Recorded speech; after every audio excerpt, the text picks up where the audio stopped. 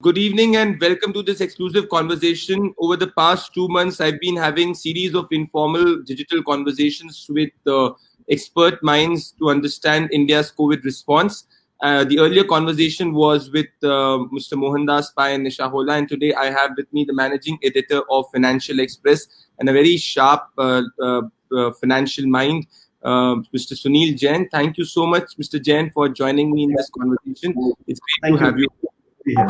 Mr. Jain, we've been hearing a lot of talks, opinions about the government's economic package. The Prime Minister had come and announced that it's a 20 lakh crore package. Then you had a series of press conferences from the Finance Minister. The opposition is criticizing it. It is not directly going into the hands of the people.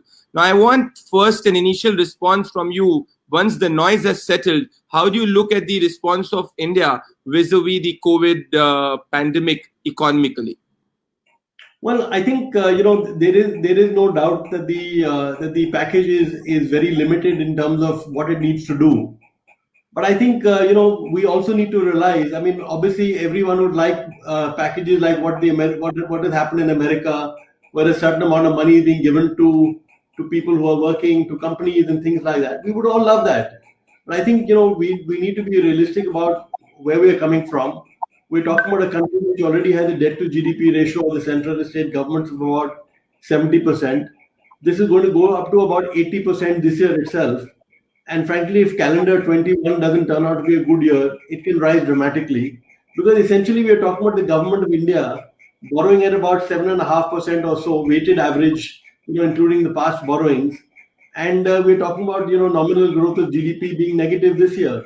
And we don't know how it's going to pan out in 2021, in calendar 21. So I think that's point number one. Point number two is that, you've got to keep in mind the fact that the public sector borrowing requirement, which is basically the center, the states, and the PSUs, they borrow about 9 to 10%, maybe a little bit more. 9 to 10% of GDP is what they borrow today anyway. Now we're talking about because of the collapse in central and state revenues. That's going up by another 3 to 4 percentage points anyway. So we're talking about public sector borrowing requirements of about 15% of GDP. So this is something which normally is going to send interest rates shooting up. So I think people who are saying that the government needed to spend a lot more. One, they're not looking at this. Secondly, even if you look at the most optimistic numbers, I mean, the optimistic demands that people have, 10 lakh crores was something that Niti Aayog put out there. Now, 10 lakh crores from the budget itself, not the way the government of India has calculated the stimulus. Even if you look at that and you look at the loss which companies are facing, the 10 lakh crores is not going to do it. Frankly, we've got to get accustomed to the fact, or got to get used to the idea that the recovery is going to be very slow. The government of India it doesn't have the money, it cannot put enough money into people's hands for people to start spending that much money. It's just not going to happen. So I think that's my initial that's part A of my initial reaction. Part B of my reaction is there. I think the government is very, very guilty. Is that in the last 6 years that this government has been in place, uh, there has been very, very little reform when it comes to actually doing business in the country. So most large investors in India are facing a hostile government. So I mean, I talk about telecom. Telecom is the easiest one. It's available for everyone to see that this is an industry which is being brought to its knees by a hostile government policy, by the fact that you're charging them just too much money. Now, this is something the government should have reduced. It didn't. Similarly, if you look at the oil sector or the mining sector in general, where the finance minister made some changes over the last few days, typically Indian levies are about 50% higher than those abroad. If you look at, we had a story today in our newspaper because the prime minister, the finance minister talked about how 500, mining blocks, including coal, will be put on auction very quickly here. So we did a story saying that, let's look at the last 5, 6 year track record and see what's happened there. So, about 240 or something mines were cancelled by the Supreme Court. I think 90 or 95 licenses were given, and only 12 of them are working in. So that's the environment in which Indian business is working in. You had Walmart bought Flipkart for $16 billion, and after they bought it, the government started implementing its e-tail FDI policy quite differently. So I think there's a lot of genuine problem that industry is facing, and the government has done nothing to change that in the last 6 years. Now, while the Prime Minister has promised that he's going to fix some of this, over the next little while, we don't know how he's going to be able to do it. I think the real intent or the real issue is, if the government can fix the doing business part, a lot of stuff will happen. I'll give you some examples here. I You want to know, just interject there and ask you a yes, counter question. Well, Mr. Jain, you've been insisting that the government has not done enough on making a favorable environment for ease of doing business. Now, whenever this argument comes, the Niti Aayog, Mr. Amitabh Kant, says that the India is improving its ease of doing business ranking. So, how do you see that? Number one. Number two, are you then advocating at this point that the reforms that the government has introduced, whether it is in the agriculture sector, whether it is in the mining, trying to open every sector to private players, will still not eat dividends till the time other measures are not taken? And if yes, what are those other measures? okay, so let's deal with the ease of doing business. I think everybody recognizes in the government and everywhere else that the ease of doing business with the World Bank has essentially is an index which can easily be gamed. So you look at electricity, for example. So if you can apply online for an electricity connection in Delhi and Bombay, and you can get it quickly, then you've done very well on the electricity index. Now, when is the last time that you saw any businessman, big or small, actually rush to invest in a state or not invest in a state because it took, let's say, 6 months or 8 months or 10 months to get an electricity connection? If you ask, uh, Sunil Mittal that how long does it take for you to get an electricity connection somewhere, he will not even know. Every businessman has agents who do these things there. So they are. So I think there are pressing problems in the power sector, but getting a connection to your house is not a pressing problem. So the ease of doing business is actually, it's just a sham, and I don't think anybody in even Niti Aayog takes it very seriously. Because if you look at Niti Aayog has also come out with position papers where they've talked about mining and they've talked about various sectors and they've talked about what needs to be done. If Niti Aayog genuinely felt that India had gone up in the ease of doing business, I don't think they'd be putting out those position papers there. Now to come to what you said about what the Prime Minister has done. Now there is no doubt that, for example, the changes that have been made in agriculture, for example, are very, very sweeping. So agriculture in India has been completely stifled over the last, since 1955, which is when that Essential Commodity Act came. It's been stifled completely. So this is a very big thing here. And here's the issue. So now the Prime Minister has said that we will allow a contract farming law. Now, he has said he'll allow a contract farming law, but when will that law come up? Will it come up in the next 1 month? Will it come up in 2 months? Will some state government object to it? He has said that, for example, we will allow interstate movement of goods there. Now, from whatever I've been told, the government is not going to come out with an ordinance on that. It's actually going to wait for Parliament. So a lot of these things, they get announced, but they don't necessarily mean that it's going to happen overnight. I'll tell you, the announcement that the finance minister made on airport privatization, for example, if I recall correctly, they were actually part of the 100-day plan that the Ministry of Civil Aviation gave to this government in 2014. Yes. So it was given in 2014 and it's been repackaged or repurposed in 2020. So I think, we need to welcome the fact that the government is announcing these changes, but we need to be a little cautious in the sense we should actually see it being implemented on the ground. So I think that's India's real problem, that we have not eased the conditions for doing business. Well, Mr. Jain, I've frankly have been a big reader of your newspaper and other business newspapers, and I've been hearing this argument that government has to do more. My question to you, Mr. Jain, is that my feedback from the ground tells me that the government has announced the 20 lakh crore package, but people are not able to understand what exactly will they get from these 20 lakh crore. Do you believe that communication on the ground vis-a-vis, because the series of announcements were so many, has to be more clear in nature? Number one. Even on the number two, Mr. Jain, at the end of the day, a lot of arguments have been that the demand has to pick up for the economy to revive. Now, Arvind Virmani is of this opinion that you can only have fiscal stimulus or direct demand support when the economy completely opens up. Now, what is your view on this? Because I think this is a very big point of, I would say, a divided opinion between two schools of thoughts. Well, I think Dr. Virmani is absolutely right, and which is why the government has been a lot more sensitive when it comes to lockdown four, where they've left things in the hands of states. So they're saying, for example, just to use the example of Delhi, they're saying that there are certain areas in Delhi, let's say some building in Patparganj or some colony in South Delhi. So they're saying that you classify that colony as a red zone, but the entire Delhi cannot be classified as a red zone. So because so that brings us to what Dr. Virmani is saying. That see, until people start working again, you can never hope to replace that in terms of earnings there. So if you just take the 8 crore migrant workers that the FM talked about, if these migrant workers on an average, let's say earn, let's say 400 rupees a day, that's 12,000 rupees a month, each one of them earned, and you multiply that by 8, that's 96,000 crore rupees. So, if for example there is a lockdown for 1 month, are we saying that the government, nobody is expecting the government to give them 96,000 crore rupees in a month?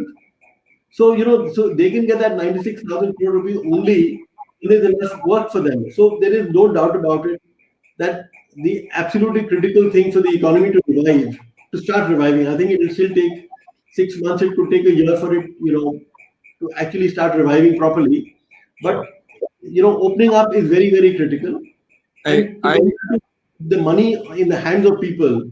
Yes. So, for example, I actually believe that if the government of India is able to keep tabs on the banks which they own, and they're able to make sure that these MSMEs get that 3 lakh crore loan which they've promised, I think that will be a very, very big step forward. Then I think, I personally, in fact, I am of the view that this 20 lakh crore package that we've seen is actually only the beginning here. I can guarantee that within a few months at the outside, there will be another package, because, when you're looking at 20-30% of restaurants shutting down, hotels in problem. Jain, I want to come to that, Mr. Jain. I want to come to that, and that is where my next question comes to. Well, you basically said on the part of the economy and the migrants, and I want to draw your attention there. And there is your earlier tweet, and I want to read that tweet, which was you've tweeted this 5 days back, where you've said that Finance Minister Nirmala Sitharaman, the MSME package is good, but danger of it going bad as there is no collateral, but can't be helped. Not clear NBFC 1 will work. It hasn't so far zero reform while giving 90,000 crore to SCBs. Worrying. Narendra Modi's big promise was reform cross early days. So what are your base? My question to you is there are twofold questions. Number one is that the government is acting as a guarantee. But on the ground, do you believe that till the time there is close monitoring by the government, the banks and the NBFCs will actually go ahead and deliver to these MSMEs, because they have this threat, because there is so much of liberalization, the money will not come back, number one. Number two, with respect to the migrants, Mr. Jain, now we're looking at opening up, and you have this scenario where all these migrants are going back. And I've been traveling from the past 38 days on the ground and speaking to the migrants. I don't see a point that they'll be returning in the near future. So you are in a dichotomous situation where when you want things to open up, you will not have a scenario of your labor there in the factories. So how do you cope up with this? Won't this further slow the reform or the recovery, to say? Yeah, absolutely it will. Which is why I said the recovery is going to take a long time. So this view that had the government of India put enough money, the factories would start humming tomorrow, that's not going to happen. Let's look at it logically. Let's say, so we know that Maruti and Tata Motors and all have started production. How many people do you know of today who are going to go and buy a car? They're not certain as to whether they'll have their jobs.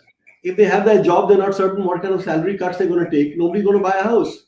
One of the things that the finance minister announced was a more liberal scheme or extension of an earlier scheme for interest subvention for housing here. I think if people are not going to buy a car, where is the question? There is zero question of anybody wanting to buy a house, whether there's interest subvention or not. So, I think a lot of these, we need to be, I don't think the recovery is going to be quick at all. It's going to be very slow. It's going to be very long drawn. And to get back to get your question is, will banks give it or not? See, it's like this. Yeah. If just to use the State Bank of India as an example, if State Bank of India is to give, let's say, a 1 lakh crore loan to MSMEs, so for the next 1 year, they know that there's a moratorium. So let's say till next June, the MSME don't have to repay anything. So there's no question of the loan going bad or anything like that. But by then, long before this, State Bank of India gets to know, it has a sense that will this money come back or not? Will it be declared an NPA? Because the way it is that 1st of June next year it will become an NPA. So Can I just interject you for a second? One second. Mr. Jain, just on this point, I want you to address this also. I want you to address this on this specific point. Are you talking about a scenario like the Mudra loan, where we've been hearing that a lot of Mudra loan was not returned back? Just to point it out here, if it is relevant. See, what I'm saying is that I don't think a lot of this money a large part of this amount of money will go bad, and that's okay. When these companies are in deep trouble, to expect that they'll be able to repay all their money, they will not. So, but what I'm saying is as simple as this: that if State Bank was to get back, let's say on the 1st of June, we know that 1st of June next year, we know that, let's say, 2 lakh crore is going to go bad. If the bank knows that the government of India, Nirmala Sitharaman, will go and she'll just draw a check and say, here's 2 lakh crore, there's no problem. Then effectively mean that the government of India has pushed its liability 1 year forward, but the bank is safe, the bank has got the money back.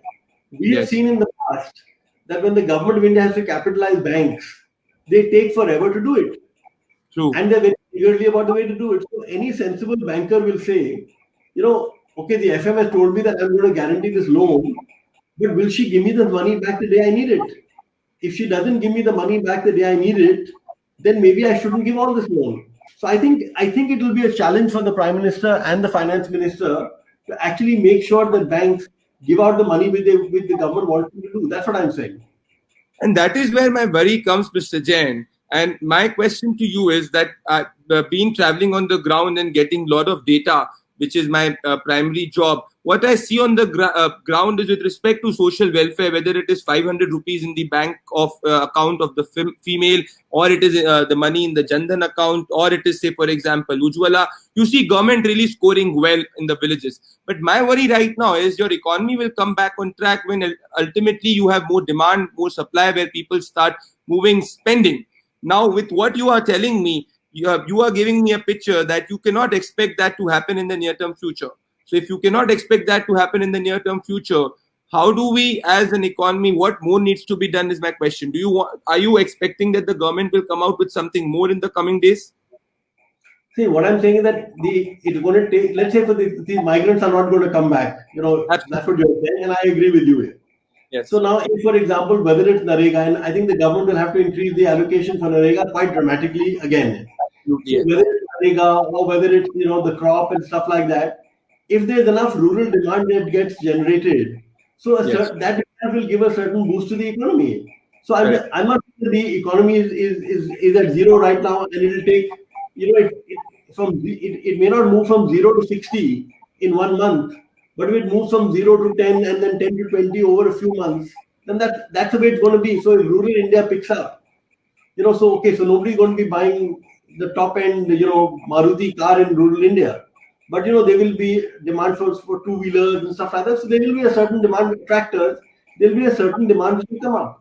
So I'm just saying it's going to take time. It's going to be challenging. The point that you're making, that let's say that somebody starts his factory, if there are no workers, how do you start the factory? So they will also have to come out with. I think that you will have more labor-intensive solutions also being found, which is also problematic on the level. Let me rephrase it a bit differently, Mr. Jain. Could the government have done something more or something different in the current scenario, or do you believe with the constraints that the government had, the government scored well? The government scored well if the Prime Minister is able to deliver the reform that he has promised. He promised reform. So he said there's going to be ease of doing business.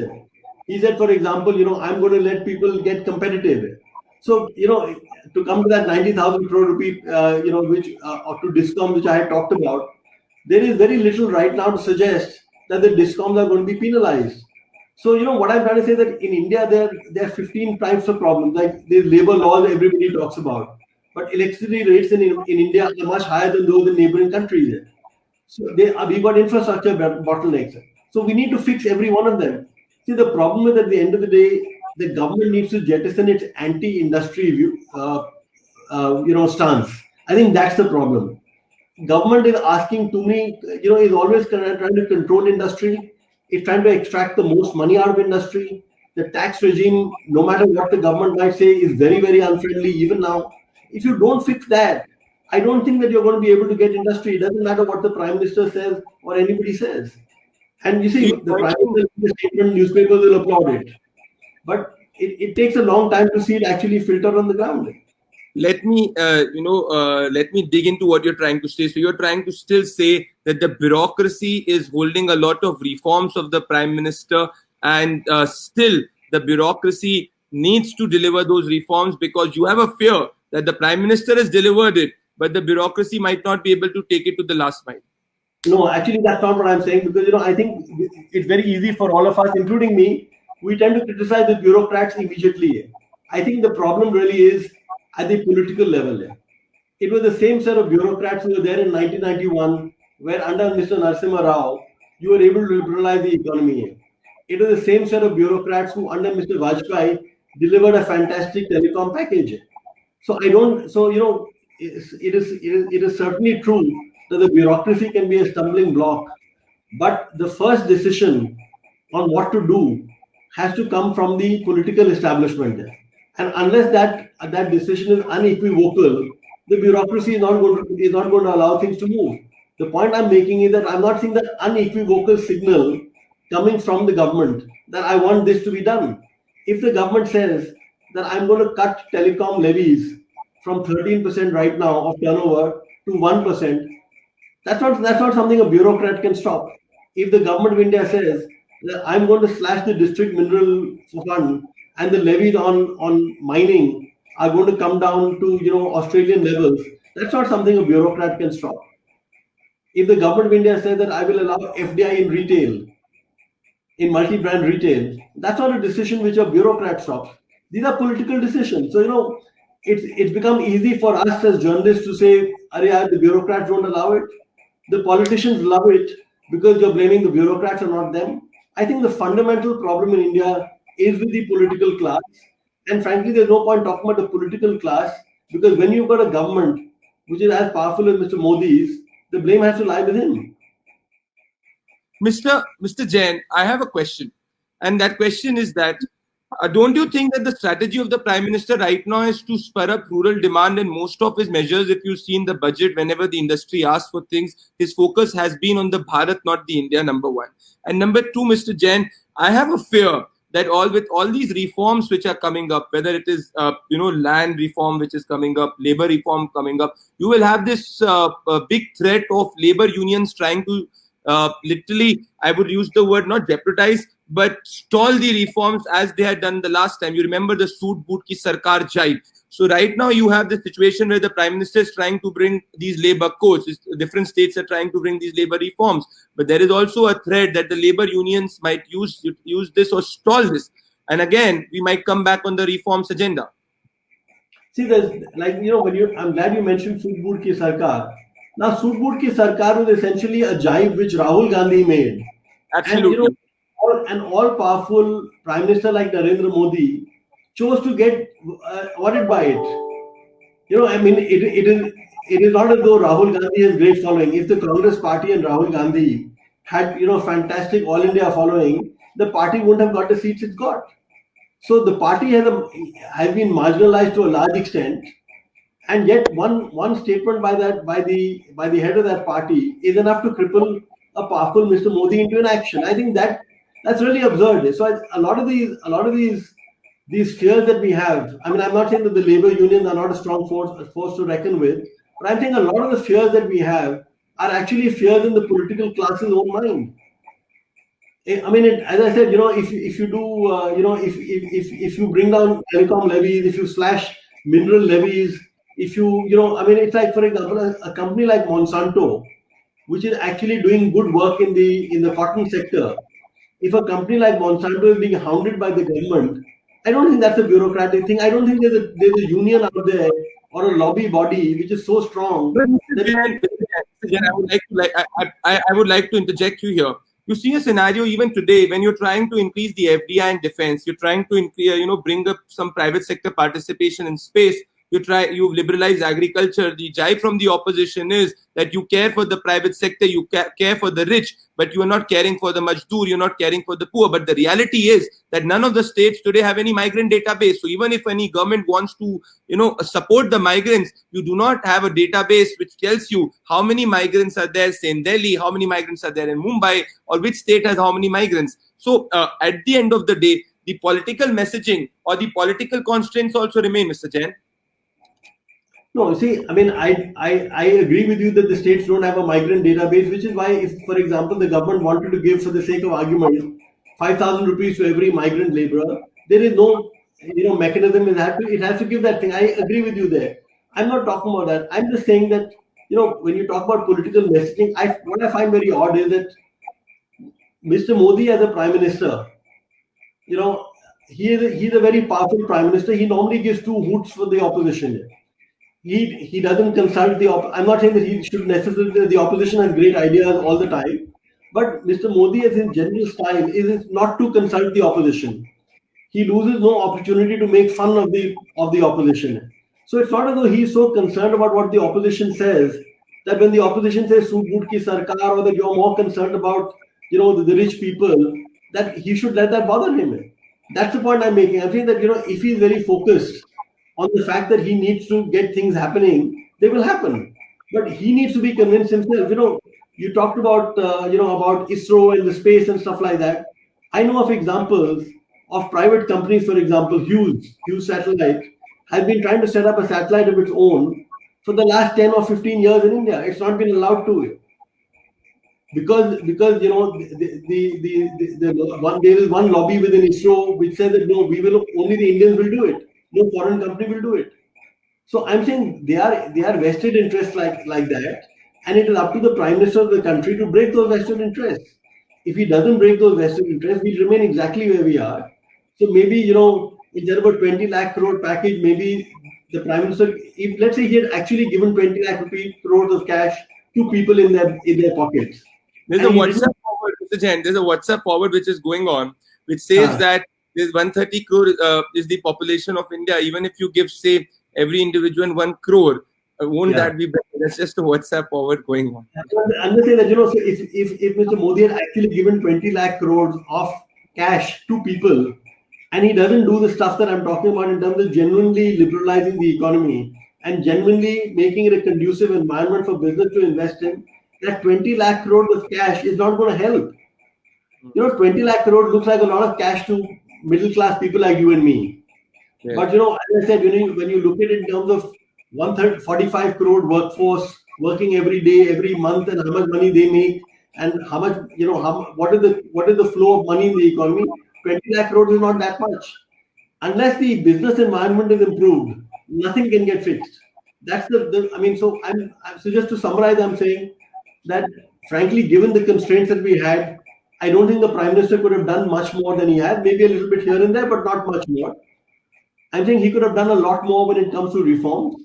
He's missed that bus in the last 6 months. It is still not too late for him to do it. Let's not blame the bureaucrats for this.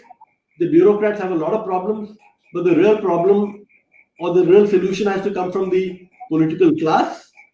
Let's not blame the opposition, because the government really doesn't care too much about the opposition. It's a very strong government. It's very politically powerful. So it shouldn't tie itself up in not saying that the opposition will say this. That's really the message that I'm giving. And I'm coming to my penultimate question. You don't seem to be a happy man. My question to you is... my question to you is, Mr. Jain, can you enlist me those 3 reforms which will make you a happy man? No, I said, make doing business in India actually easy. I don't need 3 just one reform. Make doing business in India easy, and it's all done. Mr. Jain, 3 concretes on that. 3 concretes on that. Can you just give me 3 concretes on that? If you begin with on telecom, reduce the telecom levies to 1%. I think reduce reduce mining levies to about half of what they are, make mining permissions easier. You'll get a real boost to the economy with just these 3-4 things. Okay. My last question, Mr. Jain. Mr. Jain, I have this big worry that the whole media narrative of COVID has been more about fear. Now, I'll give you an instance. I've been traveling from the past 38 days and I have studied this extremely in depth. And on April 11th, I had predicted that India will have less than 5,200 deaths with the prediction model, and it is coming out to be true. Even John Hopkins did not get it correctly. But I see a big fear in the mind of the common man to everybody I speak to. And because of this, my worry is that even if you take obtained amount of steps and reforms, till the time you do not remove this fear from the mind of the people, those will not reach logical conclusion. Now, India has 1 lakh cases, fine, but India still has just 3,100 deaths. You can't have because we all know that you will not reach a situation of zero COVID death in the near future. You have to learn to adapt and live with COVID and take the necessary precaution. But the fear is so palpable, Mr. Jain, that my worry is that even if you do so many reforms, till the time the fear is not eliminated, you will not see them translating on the ground. No, I think there are two issues. This is a very valid point that you're making is about the fear that, when you look at the number of cases that we have, the number of fatalities and all, so it is very low. But I think the fear is also at the same time a legitimate fear. If you live in Bombay, for example, you perhaps would know people who tried to get to a hospital when they were unwell, and the hospital didn't have enough beds, so they actually died on the streets. Now, there are not too many people. I think there are about 6-7 reported cases like that. But over the next few weeks, those cases will multiply. So, the big difference between, COVID and let's say TB related deaths or other things like that is all of this is getting collapsed, and not just in India, but the world over. It's getting collapsed within a few weeks or a few months. So, we might find, for example, let's say 1 lakh cases, when you say 1 lakh cases isn't that much, but 1 lakh cases over a period of, 3-4 weeks is a lot, or 6 weeks is a lot. So I think the compression is very, very high. So it is worrying it. But, I'll tell you, you give it another few months. And as there's a little bit more hope of a vaccine, or maybe some of the homeopathic trials we're talking about actually start working, or once everybody in major cities and major states are able to make enough quarantine beds and stuff like that, I think the fear element will start going away in another few months. So I agree with you that the fear is a lot.